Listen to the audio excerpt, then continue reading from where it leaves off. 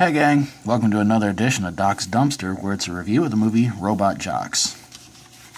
Of course, this movie is set way into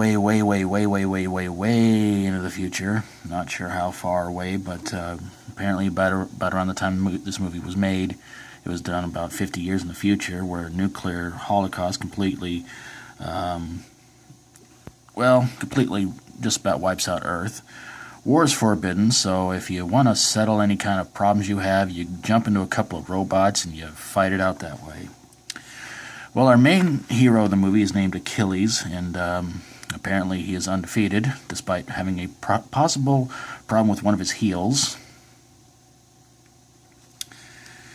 I don't know why any of his enemies never went for the heel of his robot, but yeah. And he is getting ready to have his final battle against our main villain in the movie, named Alexander, who is also a great robot fighter. Well, they get ready to fight it out in a stadium, but unfortunately,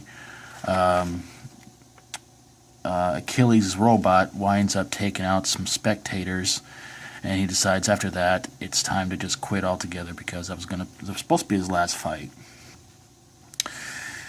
And wouldn't you know it, Athena is somebody else who's wanting to try to be a great robot warrior fighter thing too, winds up trying to go after Alexander, and after a lot of after putting up the best fight she can, Alexander just about completely does away with her until Achilles decides to jump into the robot and fight Alexander. And as it all turns out, it sort of kind of winds up a draw, although they do declare that Alexander should have been disqualified. When did this become a wrestling match? And so Achilles and Alexander get out to fight each other man to man, but then they realize there really is just no point in just doing away with one or the other. And when it's all over with, they salute each other and decide that they should fist bump. Interesting. Oh, goodness gracious. So now the big question is, does this movie belong in a dumpster? Nah, I don't think so. The movie really didn't stay in theaters all that long, and I was actually kind of surprised by this because when the movie first originally came out, it was something pretty much completely different than what was being put out there. The special effects were pretty amazing, I have to admit that, and it's a pretty fun movie, but ultimately altogether, Just that ending, I was like, man, both our robots can't work anymore. They're not working. Let's just get out and let's just beat each other up and see how that all turns out. But it's a fun movie.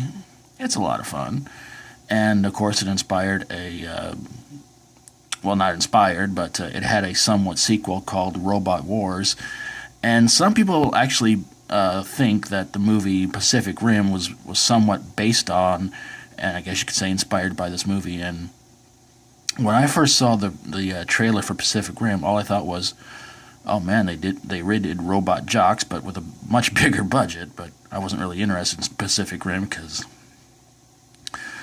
those kind of movies, honestly, they just really bore me. But Robot Jox, like I said, it's fun. It's goofy fun.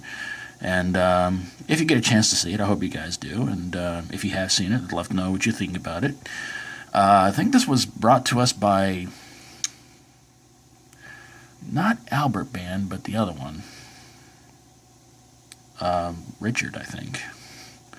The guy who does Full Moon Pictures. He actually before he kind of pretty much became the low-budget dude, he actually released a few movies into theaters, Ghoulies being one of them, and this one being the other one. And unfortunately, this one did not make a whole lot of money, but I think it's a fun movie. I think it's pretty good. And again, if you've seen it, I'd like to know what you guys think about it. But there you guys have it, a review of Robot Jox.